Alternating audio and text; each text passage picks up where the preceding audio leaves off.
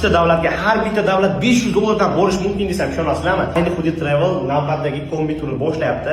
Tailand, Malayziya, Bali davlatlariga naqd 10 kun sizlar bilan birgalikda bo'lamiz va asosiysi man bilan sayohat bo'ladi. Senyoritalarim, bu O'zbekistonda yagona kombi tur hisoblanadi va avtoriski esa Javohirdan. Kelinglar, aqid 3 ta joyimiz qolgan. Agar shu 3 ta joyga ulgursangiz 1500 dan, ulgurmasangiz 1700 dollardan bo'ladi.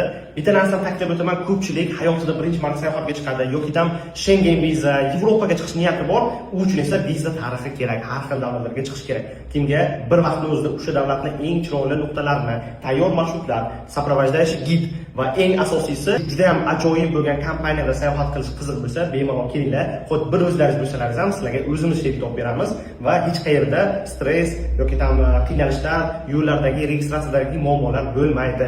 Maza qilib dam olib kelasizlar. Kimga qiziq bo'lsa, telefon ham qoldiramiz. Hozir aloqaga chiqinglar. eng asosiysi